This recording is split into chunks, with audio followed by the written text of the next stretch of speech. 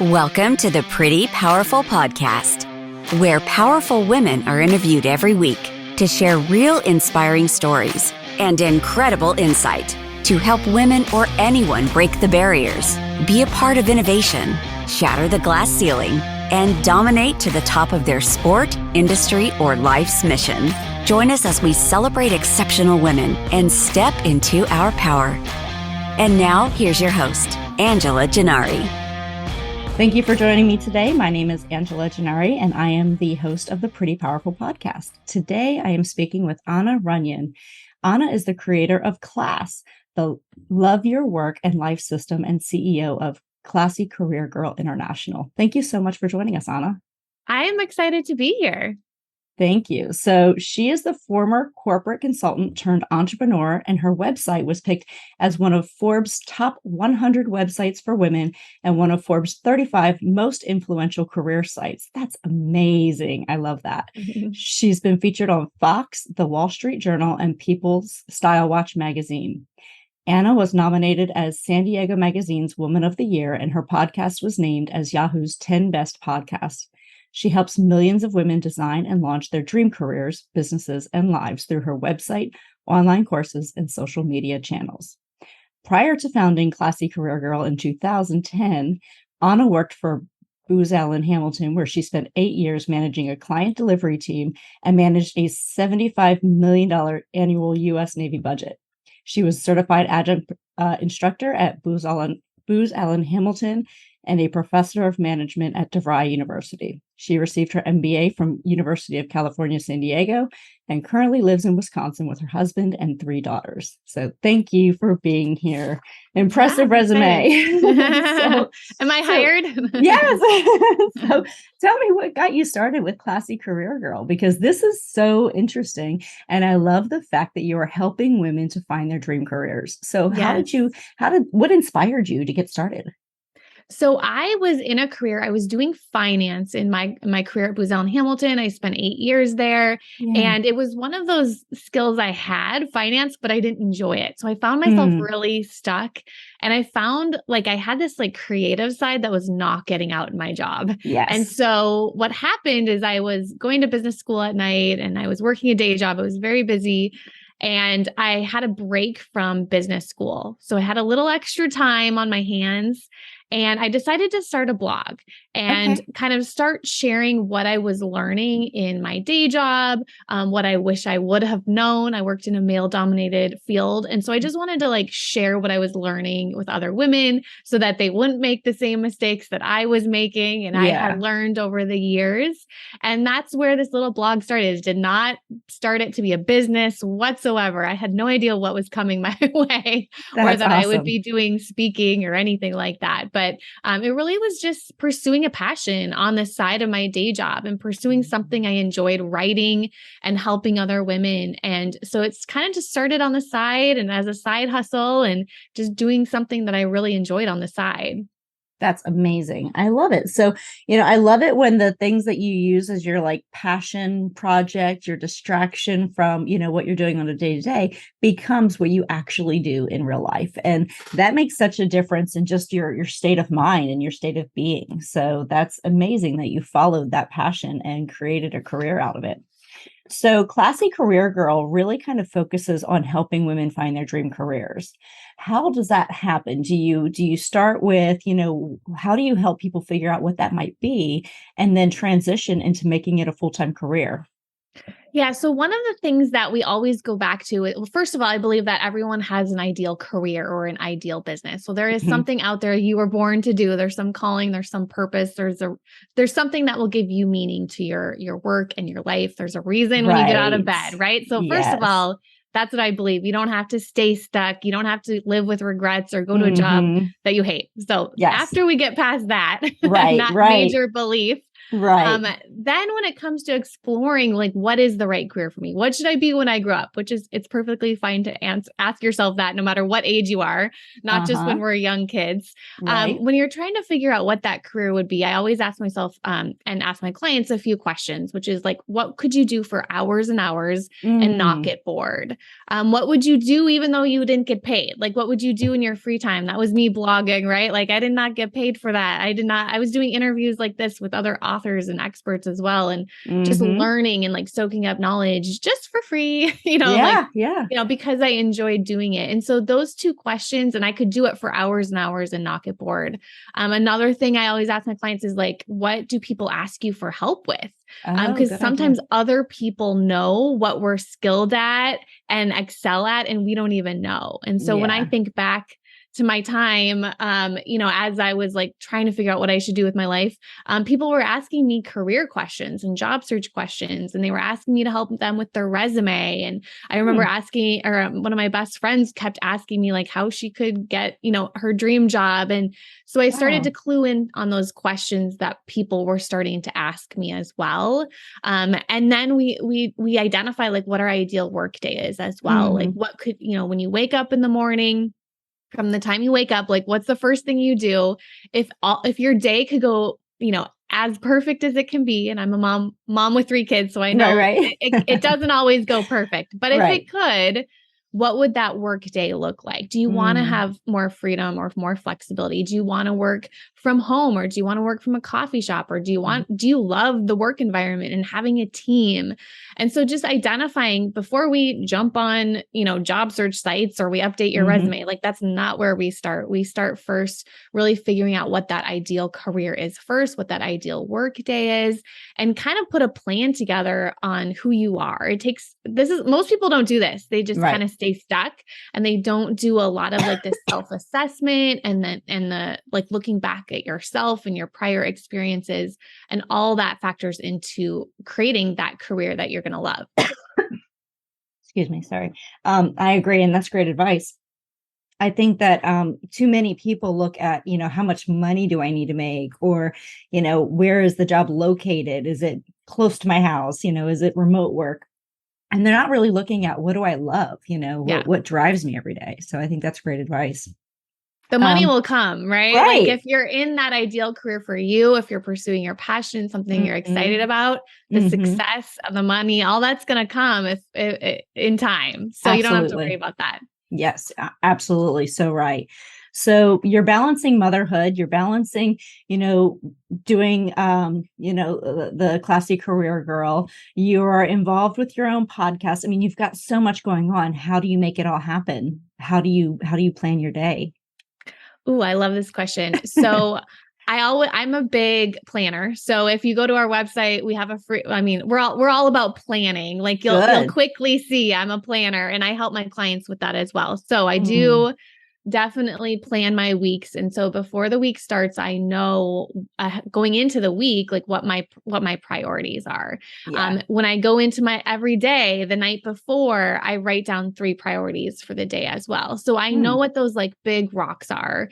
yeah. If I do get time to focus on my business, because, every day is a little different with 3 kids going Right. everywhere. And so even if I get that 15, 20 minutes, I know what I'm going to be focusing on that day when that time does come. I'm a big fan of morning routines. I have Google Doc checklists documenting like every system of my life, for Hmm. my team, for my home life, for my morning routine, just so I know, like, I don't have to think through and make decisions. So I have that checklist. I know what I'm going to do in my morning routine. I know what I'm going to do when the kids wake up, right? There's a Right. routine to get them out the door with their lunches and all Yes. the things, right? And they know what that routine is as well. And so as soon as I think when I had my third daughter, and she just turned 7 months. So she's a little one. But I think that was the turning point where we could handle 2 kids, but the third one was like, okay, I need to systematize everything. And so then you don't have to think through it. There's just systems in your day. You know what's going to happen with the groceries. You know what's going to happen with the dinner. You know, and you don't have to actually like think about it or even plan it because it's like the same each week. We eat the same dinner every week. Okay. On Mondays, it's the same thing, right? Like there's nothing fancy. We order the same thing every week at the grocery store. And so I think before I used to try and plan it out, plan these meals, new meals every night and all that stuff. And so I've gotten less fancy as we've gone. And then also just kind of knowing what those priorities are and knowing those most important things that I need to focus on every day. And then being okay with not getting everything done. So I do say I have those 3 priorities. If I get one done, I'm happy. Yeah. Oh yeah. I do, because I moved my business forward. I moved something big forward. So it's not going to be an Instagram post. That's not going to be one of my top priorities. That I get those done as I can, but that's not the number one priority that's actually going to help people and impact people and actually grow my business. So just being very clear on what those priorities are before the day starts, writing that down so you can hit the ground running right when you wake up. Yeah, I think that's such great advice. And, there's a lot of CEOs that do this exact thing.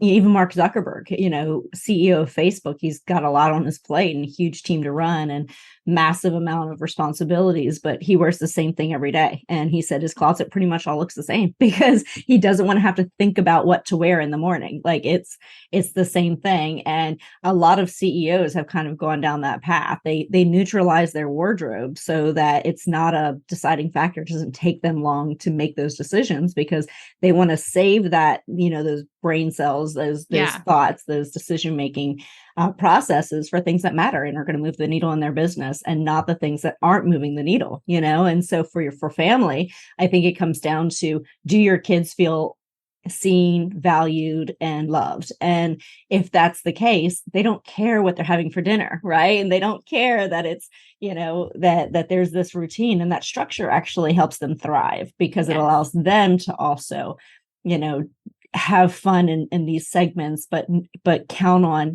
certain things happening like clockwork in their life. So I think kids thrive in those environments. Yes, they do, for sure. It allows the creativity to come out in better ways. Yeah. And they don't have to think through it too. They just know, okay, it's Saturday. I got to clean my room too. And they start to get into that routine as well and help out around the house too. Yes. Right? Yes.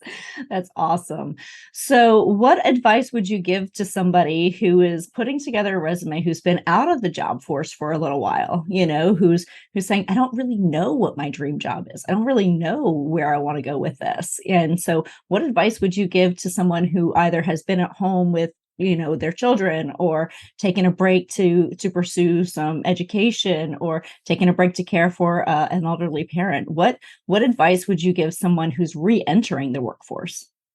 Well, don't worry about your resume. That's number one. Let's set the resume aside, because what we have to figure out first is, what is that ideal career now for you? Because it probably changed a lot. A lot of us have had, the crazy couple of years with the pandemic. A lot of people have just kind of gone through that, what is the right path for me to take? Sure. And so that's the most important thing, is that because when we write a resume, we want to make sure that it matches your ideal career. Yeah. And so what I would do first, put your resume aside. Besides that, I would ask yourself the questions that we talked about first, like, what could you do for hours and hours and not get bored? What would you do, without getting paid to do? And what do other people comment about your strengths and your skills? And what do they provide feedback for you, like that you do really well, or they ask you for help with? So that's the first step. And then we want to start networking. We want to start doing informational interviews. And so what I always say is just brainstorm first that ideal work day. In an ideal work day, what would that look like? Write that down, start to visualize that, create a vision board if you want to. Right. And then we want to write down all the ideal career targets. Yeah. So those would be like awesome careers that you would love to have, that your role models have, that you would love to have someday. Often when we start just online job searching or resume updating, we start to just kind of look at, okay, I have the skills for this. Let me just kind of apply to this job. And we get in this routine of getting stuck over and over and over again. And so if we start at the beginning and just let ourselves dream, like write down 20 possible jobs that you would love to have. And we start to kind of narrow those down. And then we start to do informational interviews with people who have those jobs. And so what that is, it's like a 15-minute coffee chat. It could be over coffee in person. It could be a Zoom, a Zoom coffee chat. But basically you're emailing and contacting maybe on LinkedIn, someone who is in a career that you want to have someday, asking for 15 minutes of their time and just asking them questions, coming prepared, giving your little elevator pitch, but you're going to stand out just by doing that because a lot of people aren't doing that. And so you're going to be prepared. You're going to ask the questions. I did this when I was in college and I interviewed a lawyer because I thought I wanted to be a lawyer. And after that interview, I was like, I don't want to be a lawyer. And so think of how much money I saved, think how much time I saved, studying I saved, all that stuff. I like threw the LSAT book out the window because I wasn't going down that path. And so that's the benefit of just identifying, like, is this the right career field for me first? Those will also lead to referrals. When I was doing a lot of informational interviews, I was getting referrals because people, they wanted to introduce me to other people. They wanted to introduce me to their company. They wanted me to get hired in their company because I was presenting myself really well to them and by being prepared and giving them that elevator pitch. And then you just kind of discover, you start to narrow down that 20, go from that list of 20 to the list of 10, all while you're still networking. You can be going to networking events. You can start to listen to podcasts in those career fields. And as you start to talk to people and learn more, it's going to get clearer and clearer, the path and the direction that you should go. You'll probably, I always say, ideally we get to like 3, and then then we can start to create a resume that targets that ideal career. And then you're going to have a much better resume. You're going to know the keywords that need to be on there. And you're going to be able to wow the interviews as well, because you've done all this work and this research and you've talked to people. You're going to stand out in that interview and be so much more confident. You're going to show your passion in that interview.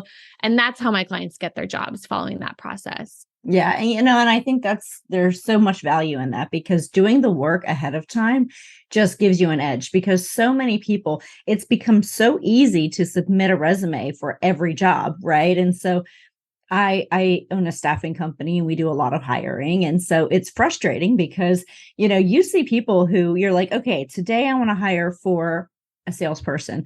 And you look at the resume and the resume has nothing to do with sales and there's no why. Like, if you can give me your why, if I know why you're applying for this job, and then it wasn't just I just ticked a box and now I sent the resume off, because it's become so easy. They can mass apply for jobs. And so you can't figure out whether or not somebody is serious. Like, I've reached out to people and said, hey, thanks for applying. And they're like, oh, what job is this for? What was this for? Like, and it's like the most insulting thing somebody can say, because like, I've done my research on you. All I ask in return is that you've done your research on the job I'm advertising.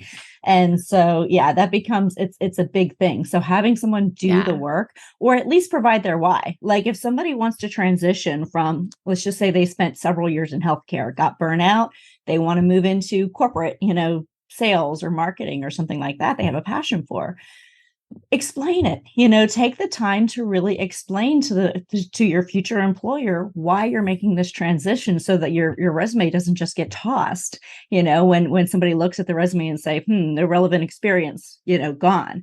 I would much rather have someone with 0 experience who has a real passion for what we're trying to do, versus a ton of experience and can't even remember which job this is that they applied for. I hope people are listening. You're like, this is gold for sure, especially coming from you, because the next step is like identifying your dream company and researching it and having that list. And so, you just said it. If they don't know even who you are, and they have this long list and they're like, which job am I talking to? It's just like, it's so in a different pile. Yes, exactly. So how do you create more balance in your life, flexibility. If somebody wants to go start their own business, how do you help them create flexibility so that they can be a mom, they can have that flexible work schedule, they can do, things with their kids while also growing a business? What advice would you give for that?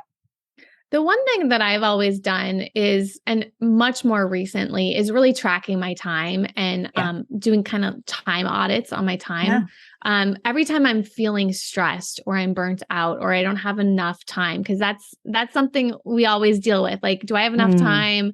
How am I going to do this? I know I struggled a lot with having the third. I'm like, how am I gonna ever do this? Because I wanted to actually work less. yeah. And so when you actually change your mindset to how can I still grow my business? How can I still launch that business while working less and actually give Mm, yourself less hours? I'm working less than I did when I started, much less. I don't have yeah. the time that I used to have. I have less time and I want to devote more of that time with my kids, especially we're recording this in the summer. Like I want to have Yeah. summers off with my kids. So knowing that that's a good thing, because I think we think it's a bad thing that we have less time, but it's actually a good thing because then you're going to be more focused and you're going to be able to Hmm. do the things that are the most important. I think I did a lot of wasting time scrolling on Instagram, in the beginning, and a lot of things that weren't actually growing my business. I was wasting a Hmm. lot of time before kids because that was I could. Yeah, And sure. so now that if I have an hour, we're getting down to business and we're Hmm. focusing and I know what I need to focus on. And my business has actually grown with the more kids I have too, right? Yeah, Because yeah. I'm getting more focused with that time. So I'm doing time audits. So every quarter I track like a week of my time. I use Hmm. Toggle for my team as well. And so that's a really good way to kind of track your time, track your Hmm. team's time, figure out where you can create systems, where you can start delegating, and that will help you figure out like who you can hire as well. And then also what you can just drop. There's been a lot of times over this last year that I just started saying no to things, like we can't keep moving forward on those things. Yeah. I'm taking a little blog break. Like it was just taking so much time. I'm gonna come back with better systems to post on the blog too. So Yeah. having less time can actually be a good thing because it makes you focus on the right things. Absolutely. One of the things that I do, and this could help people or it could be, I don't know. But for me, I don't take calls. So I don't take phone calls during the workday, unless it's scheduled. And the reason is because if I'm in the middle of working on a proposal or if I'm in the middle of an email or and I'm, whatever, I have time blocked, right? Because time blocking is really important. Like I'm going to spend 2 hours doing this and I've got, you know, 30 minutes before this podcast or 20 minutes, before I have to leave for this appointment. And you have to time block, what can I get done? Not just work on, but what can I get done in this amount of time?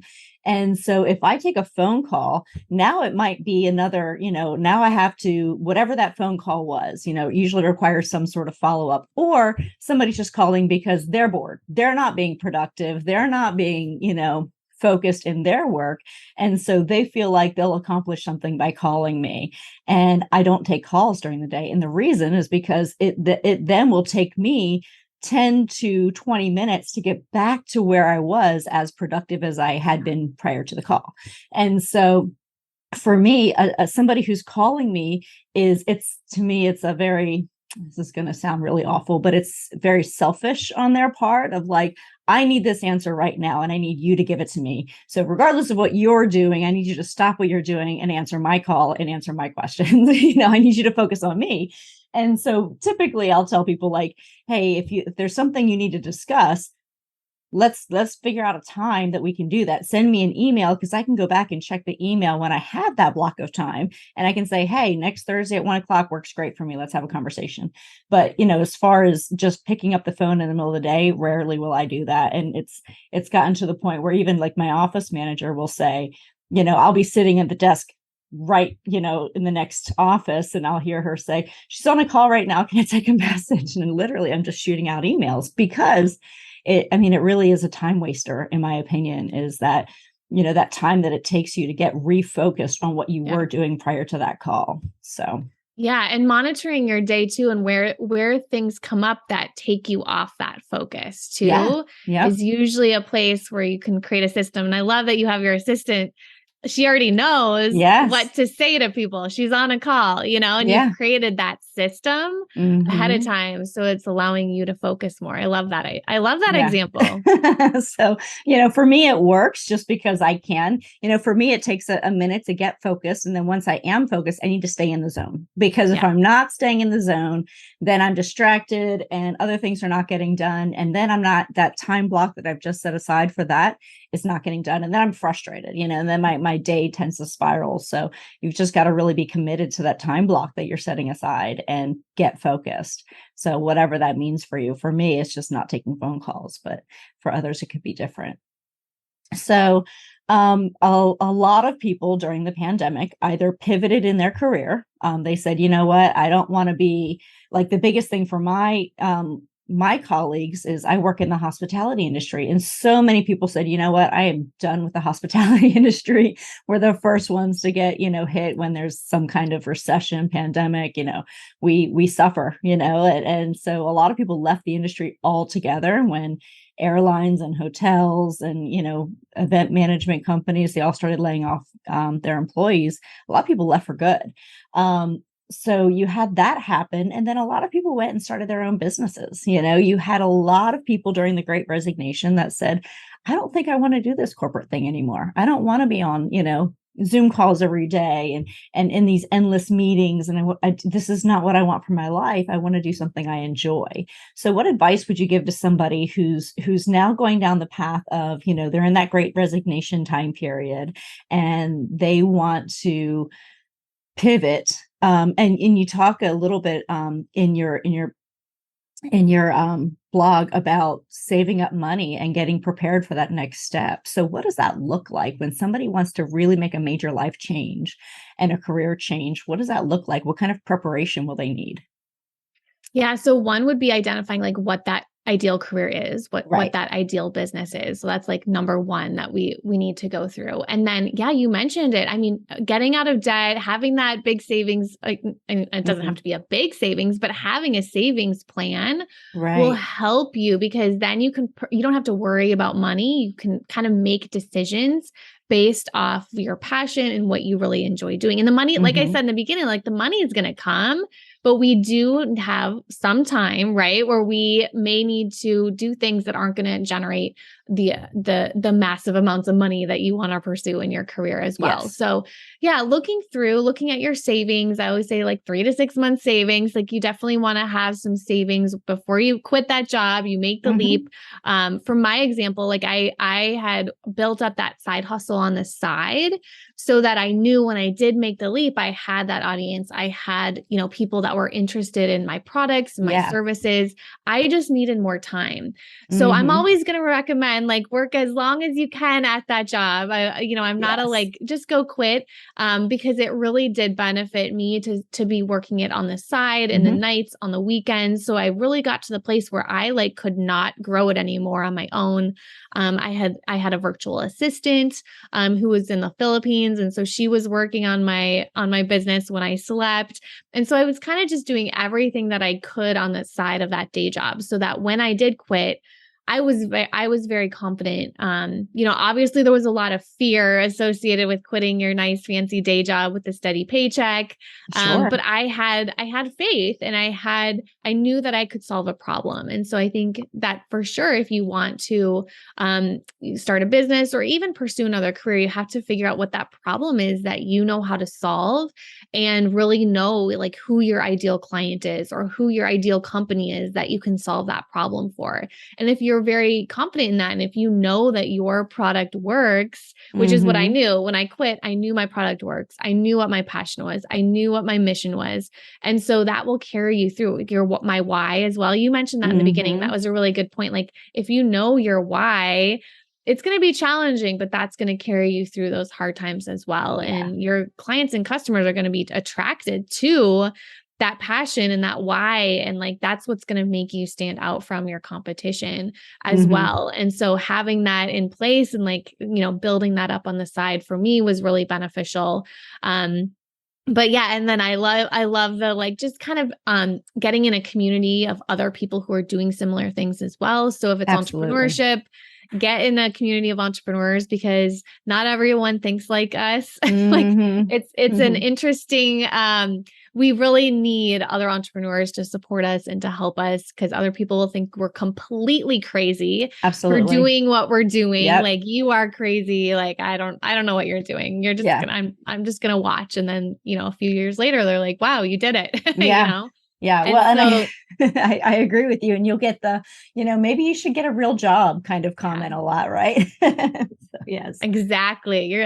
And they don't really understand. Like I've had to explain to people, no, I pay, I have a paycheck from Yeah. my company. Right. It's like they can't understand that I actually I have a paycheck. My company pays me a paycheck. Yes. Like it's like any other company, Hmm. it pays for my retirement. It pays, Hmm. all the things like you can Yeah. build that. You can do Yes. that yourself too. Absolutely. Absolutely. So what or who inspires you? Mm. Lately, so I have two answers to that. One, my clients. So Mm. I have clients who've been with me for years. I run a membership, and so it's so fun to be able to have members that I get to watch their whole career Oh, progression. that's And so awesome. they inspire me because they just keep going. They're like not giving up, right? Like they get one dream job and now they want to start a business on the side, and they're just like keep Yeah. going after their goals and their dreams. And I run a career coach certification program too. So right now I'm in the midst of, helping these career coaches grow Hmm. their career coaching business and get That's their very first cool. client. And it's super Hmm. fun to watch. But then also the second part of who inspires me is my daughters, Oh, because they're so like creative and they don't care what people think. yeah. I think of I have an 8-year-old, a 4-year-old, and a 7-month-old, all girls. And my 8-year-old is just so artistic and so creative. And she just like she'll dance and she'll sing. And she was on the talent show and there were all these people watching. I'm like, I don't That's know if I could awesome. have done this. Like Yeah. just doesn't care. Like she's just who she is. And that inspires me. Yes. And then my 4-year-old, I actually had to take her to the doctor this morning and she was in a tutu and had a princess crown. I And love she's it. just like herself, and this Hmm. is who I am. And like I think when we grow up, we kind of forget, like to Yes. just be ourselves and don't care what other Hmm. people think, Oh, I love it. I love it. Yeah, I say being authentic is a beautiful place to be. When you don't care about other people's opinions of you, you feel so much more freedom, and independence. You're independent of other people's thoughts. So I love that. So as women, we often give our power away. We might give our power to our husbands, to our kids, to our boss. We give our power away a lot as women because we're afraid to step into that power and take credit, or we let somebody take that from us. And so sometimes it's not giving up your power, it's letting somebody else take it from you. And it just could be some kind of underhanded comment or criticism. But tell me about a time that you maybe have, either stepped out of your power or let somebody take your power, or you've kind of given up that power. And then tell me about another time that you've stepped into it and what that difference was for you. I think the time that I think about is when I was growing up. I was always kind of treated as like the shy girl. I was like on the Yeah. quieter side, and I didn't actually realize until I took the Myers-Briggs assessment my first year in my corporate consulting job that there was actually a name for it. It was called an introvert, and there's Uh-huh. nothing wrong with being an introvert. And so I Nope. think for years I kind of felt bad that I was the shy girl. Like I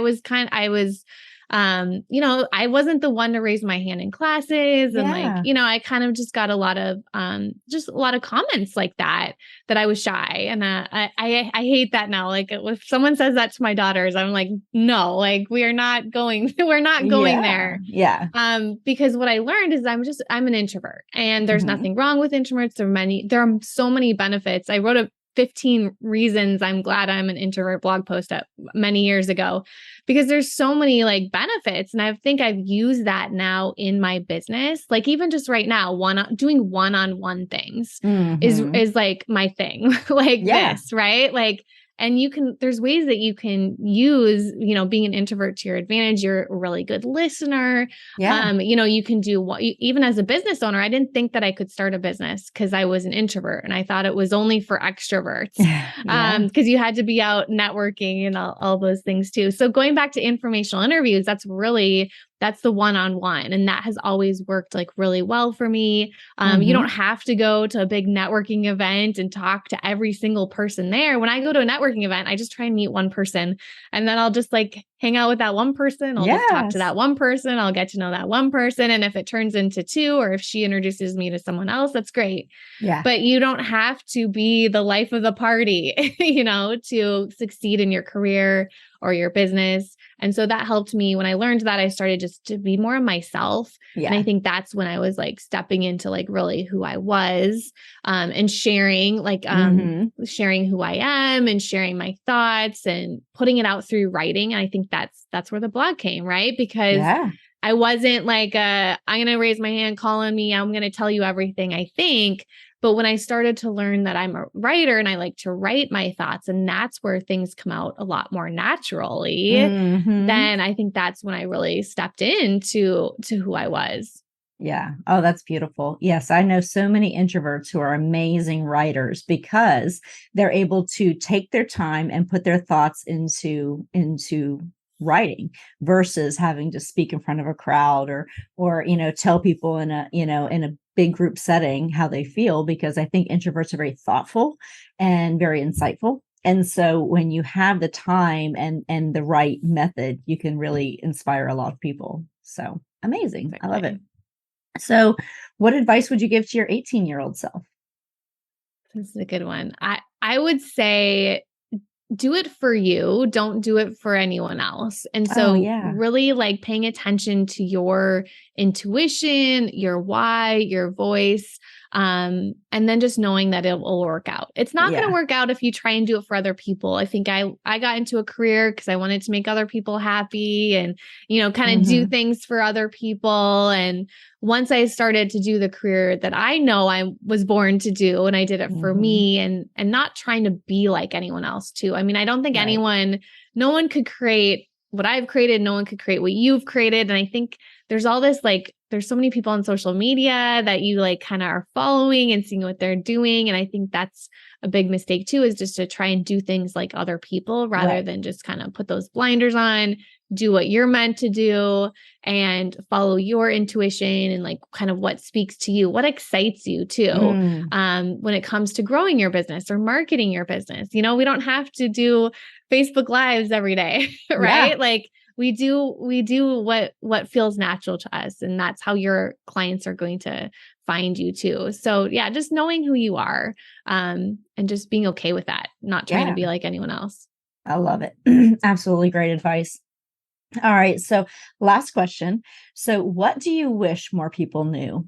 That you don't have to stay stuck. Like it doesn't take a lot of time.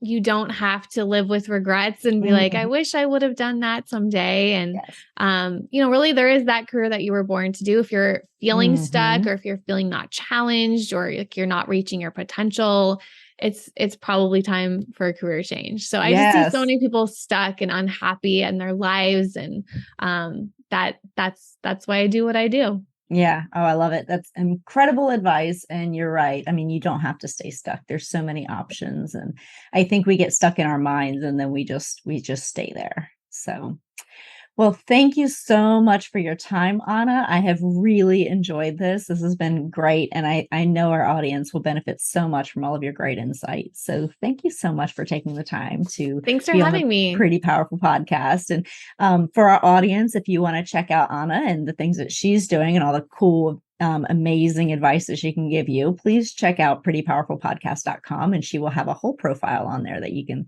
link to her and find out more. So thank you again and have an amazing day. Thank you for joining our guests on the Pretty Powerful podcast. And we hope you've gained new insight and learned from exceptional women. Remember to subscribe or check out this and all episodes on prettypowerfulpodcast.com. Visit us next time, and until then, step into your own power.